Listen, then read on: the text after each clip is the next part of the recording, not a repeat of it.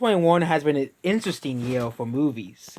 I haven't really seen many of the great movies. I have not, for example, Justice League. I have to wait until September to see Zack Snyder's Justice League. I bet it'll be most likely featured in the end of the year ranking.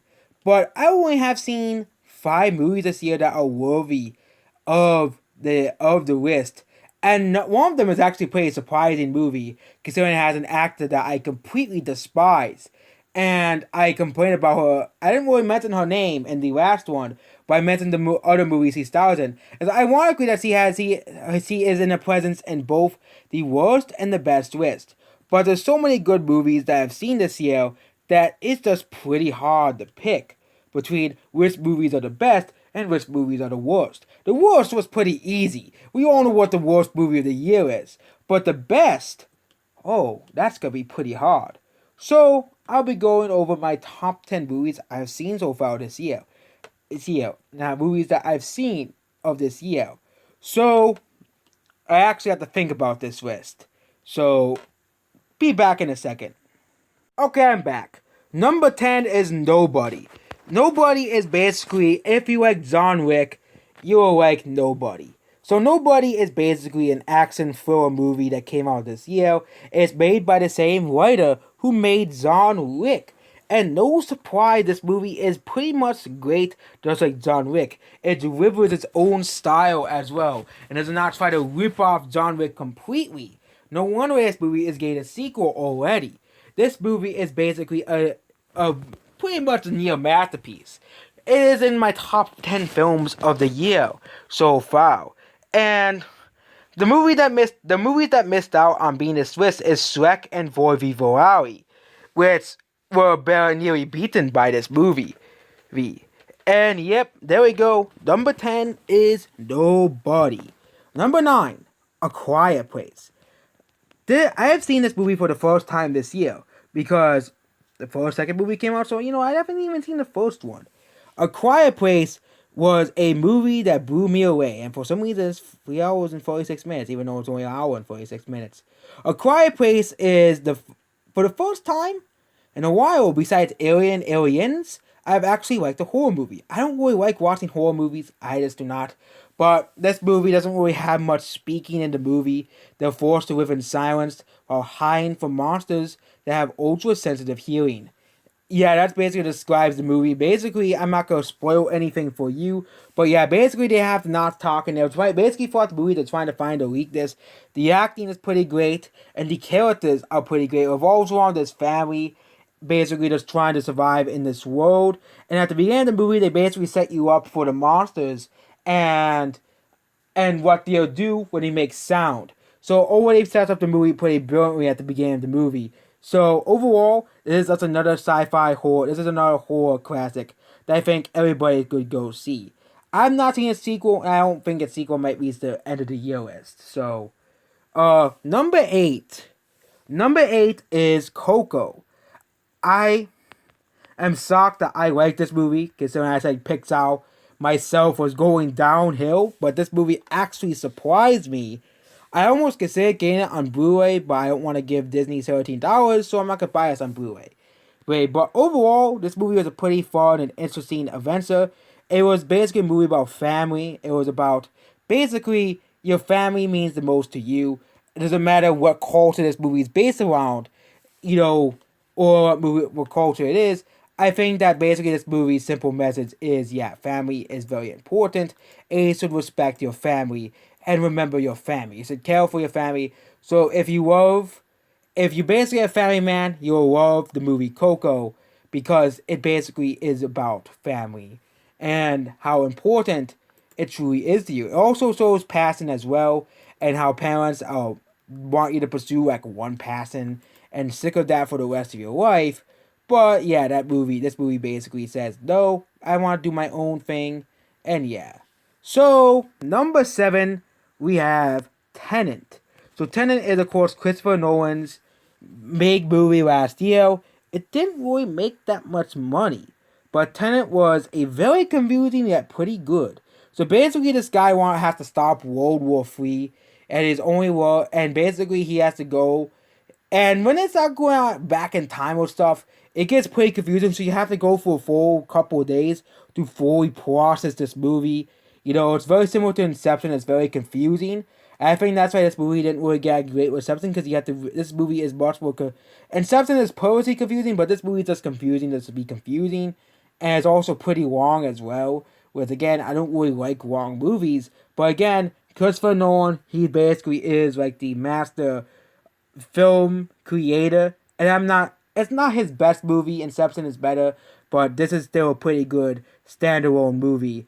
And yeah, it's a pretty good movie to watch and a pretty good film to watch. But this is a movie that you really have to pay attention to. This is a movie that you really have to pay attention to and understand truly if you want to understand the movie. So there you go. Tenant is the next movie. Number 6 on the list is Kubo and the Two Strings. So Kubo and the Two Strings is a 2016 movie that I used to think, well, people are actually going to watch this? But I actually said, you know what? Everybody says this is a masterpiece, so I'm going to watch it. And this movie is pretty good. It is a stop motion animated film. And again, this movie released in 2016, which wasn't really a good year for the box office. It was not as bad as 2017 summer box office. That was completely abysmal. But Kubo was a pretty good movie. The storyline and plotline is pretty good. It's about these people that this uncle who's basically possessed by an evil spirit, sends basically the aunt after her. And there's also the big twist, which I'm not gonna, basically tell you because it'll ruin the whole movie. But basically, the two other characters are basically related to the main characters. So, and Kubo basically has to, make peace of her. I think Kubo's a guy. I couldn't really tell from the trailers, but yeah, Kubo's a guy. Okay, but basically he has to make peace of his uncle, and yeah, he has to make peace of his uncle, and his uncle finally makes peace at the end of the movie. And it's pretty beautiful art style. The art style is pretty great, and the storyline is pretty great as well. No surprise, people say this is one of the best animated movies. I think it's better than most Pixar movies, which I think Pixar movies are pretty overrated. So yeah, so number 5 is Room, with of course Brie Larson. Yep, the fact that a movie of her is actually on this list, I think is the most shocking, considering I despise Brie Larson in basically most movies she's in, because most of Brie Larson's roles are the same. Most of her roles, she plays an arrogant person, except for Kong. Nobody gets a crap about Kong Skull Island anyway. That's funny how the worst Monsterverse movie just so happens to have Brie Larson in it. So happens to have her in it. But Room, the first time she actually showed genuine emotion in a movie. That's actually soccer, considering that all the rest of the movies she's in, she's plays the same person, basically, in every movie she's in. She plays the same boring prank in every other movie she plays in. But basically, it's about these these people who are basically enclosed in captivity, and it's based off real life stories of kidnappings and stuff. And basically, they have to get the freedom from the movies. And yeah, it's another movie where you don't watch the trailer, or else it'll spoil the whole movie for you. So yeah, don't watch the trailer, or else you want the movie all spoiled for you.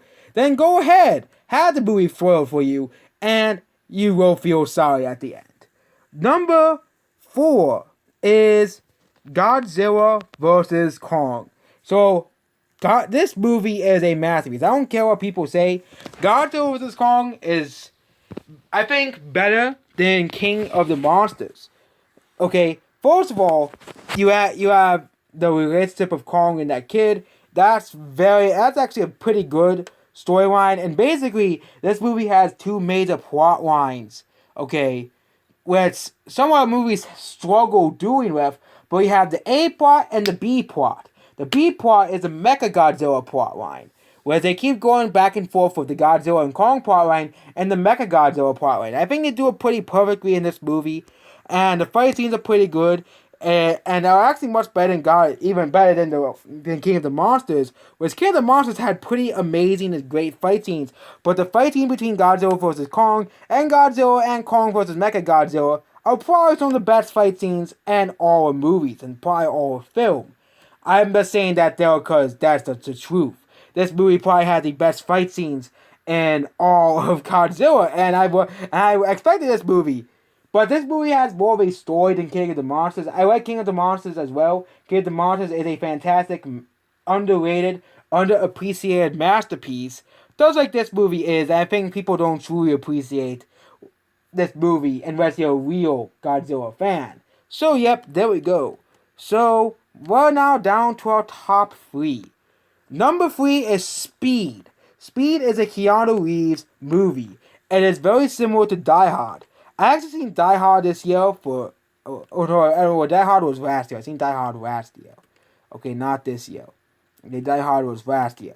But Speed is basically is a Die Hard rip-off movie about Keanu Reeves on a bus, and basically he has to find a way to somehow get the bus to, get the people off the bus, and he eventually does, and the guy loses, basically, and it also got a garbage sequels we're not gonna see, but yep, this movie was pretty great. It also is referenced in the Sonic movie as well, which is ironically funny because the movie is called Speed, and this movie is just a pretty great and fun action movie.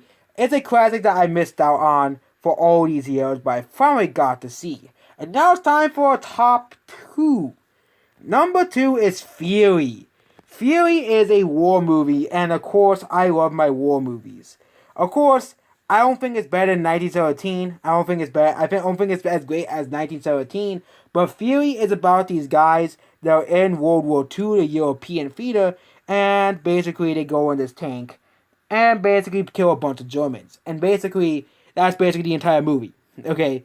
And they basically are outnumbered massively as well, too, in this movie. This movie is basically another pretty great war movie. The characters are all believable and are pretty memorable, to say at least. The plot lines are pretty memorable. There are actually some pretty good jokes, actually a few jokes in the movie that hit pretty well. It's also pretty dramatic. It also is a pretty good action war movie. I think this is, in terms of war movies, this is the top of my war movies, with Midway and, of course, 1917 as well being my other favorites to watch. Number one movie is probably one of the saddest movies I've ever seen, probably besides Endgame. Oh, it's actually the third source movie. The first one was Finding Jesus, which was number one worst movie. Ironically, both. No, I don't have to mention why Finding Jesus is the worst movie of the year. Just watch that other video. But it's sad that the critics hated this movie. 52%. Because this is probably one of the... this movie, for like the first half, is like more of a heartwarming movie. But then like the last like 30 minutes of the movie is just the most depressing, saddest, most... I think...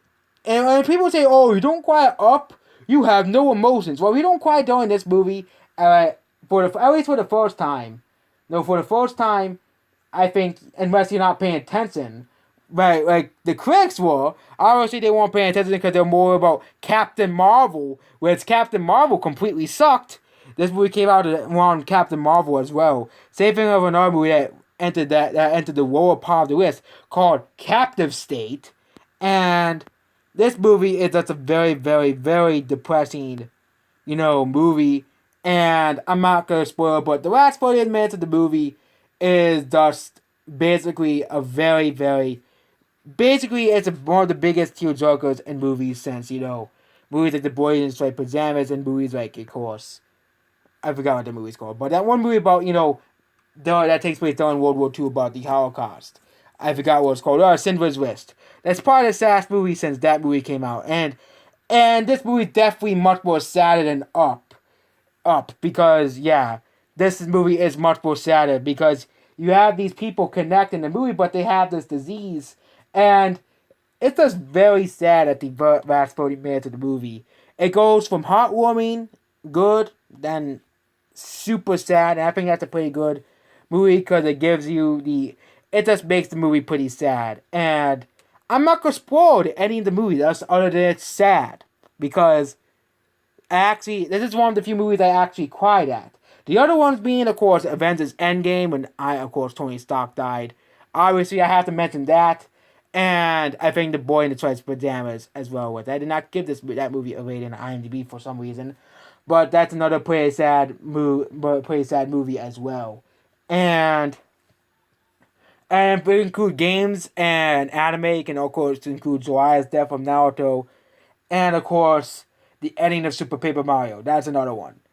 I'm starting to cry now. Okay, I'm starting to cry. I don't want to start crying. Okay, But for the first, definitely for the first time, I definitely was super sad. I was hugging my Tracer pussy like it was no tomorrow because it's just sad. Tracer makes it. Tracer makes everything better though. So at least we have Tracer. So yeah, there we go for the top 10 movies of the year I have seen. And yeah, definitely, if you want, up fanboys, if you want to watch a real sad movie, watch this movie. This you'll probably change your mind about Up. Okay. And maybe I think it'll like Up because I've never been a real relationship before. And yeah, maybe that's maybe the reason I don't like Up. But if you want to watch a real movie, a real sad movie about a relationship, watch this movie. Another similar movie that also is like that is Untamed Heart, which I didn't is not as sad as this movie, but it's still pretty sad movies. And also Star Wars Born as well, which is another pretty sad movie. So yeah, there we go about the top 10 movies of the year. Goodbye. Also, Room is a sad movie too. I guess the power of sadness wins in this list.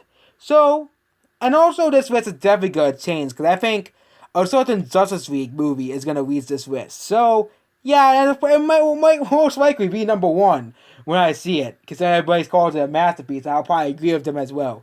So yeah, that's basically it. Goodbye.